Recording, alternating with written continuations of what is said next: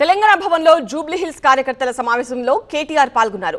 ప్రజలకు కారు కావాలో బేకారు కావాలో తెలుసుకోవాలని కార్యకర్తలు ప్రచారం చేయాలన్నారు. తెలంగాణలో ముగ్గురు అక్కలే హ్యాపీగా ఉన్నారని, జూబ్లీ హిల్స్ ఉప ఎన్నికల్లో ఓట్ల కోసం కాంగ్రెస్ కోట్లు ఖర్చు చేస్తోందన్నారు. ప్రజలు కాంగ్రెస్ దగ్గర డబ్బు తీసుకుని దొంగ ప్రమాణాలు చేయాలని కేటీఆర్ అన్నారు. అనేది ఒకటి మనం ప్రజలకు ఒకటే అడగాలి, సింపుల్ ముచ్చట. ఇదర్ కార్ హై ఇదర్ పూరే దో బేకార్ పార్టీ అని. కారు కావాలన్నా బేకార్ కావాలన్నా అని అడగాలి, అంతే, ఏం లేదు. 24 నెలల్లో ఇవ్వలేదో అర్థమైంది హైదరాబాద్ ప్రజలకు కూడా. అయిందా లేదా? ఈ రాష్ట్రంలో మా ఆడబిడ్డలు ఉన్నారు కాబట్టి మీకు చెప్తున్నా, ముగ్గురే ఆడబిడ్డలు సంతోషంగా ఉన్నారు. గీతక్క, సీతక్క, సురేఖక్క ముగ్గురే సంతోషంగా ఉన్నారు. గీతక్క అంటే రేవంత్ అన్న భార్య, సీతక్క, సురేఖక్క మంత్రులు, వాళ్ళు ముగ్గురే సంతోషంగా ఉన్నారు ఆడబిడ్డలు. కానీ ముఖ్యమంత్రి మాటలు ఎట్లున్నాయి? 1 కోటి మంది ఆడపిల్లల్ని కోటీశ్వరులు చేస్తా అంటాడు. నువ్వు కోటీశ్వరులు చేసినేమో కానీ ఉన్న ఇల్లు గుల్లకొట్టకపోతే చాలు, తులం బంగారం అన్నాడు. నాకైతే డౌట్ ఏంటంటే మెడల మంగళసూత్రం గుంజుకోకపోతే ఈయన గొప్పోడు.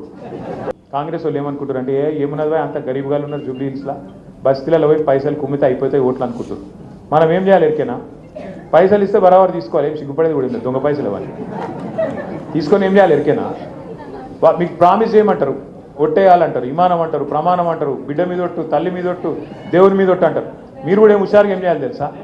రేవంత్ రెడ్డి మీద ఒట్టు పెట్టిన మంచి ఏం కాదు, అది కాదు. లోపల ముందే ఏమనాలంటే, ప్రమాణం అంటే చేయి చాపాలి, లోపల మనసులు ఏమనుకోవాలి తెలుసా? తుప్పాలు అనుకోవాలి. అనుకొని ఇక బయటపడి ఏం చెప్తుంది అన్నారు, మోసాన్ని మోసంతోనే చేయించాలి కదా. మరి ఏం కాదు, అది పాపపు సొమ్ము, దొంగ సొమ్ము, అది తీసుకొని మాట తప్పితే కూడా ఏం నష్టం లేదు. మొత్తం జూబ్లీస్ అందరికి చెప్పుర్రి, 5,000 ఇస్తే 5,000 తీసుకోరి, ఇంకా మీకెళ్ళి 5,000 అడుగురి, ఏం తప్పలేదు.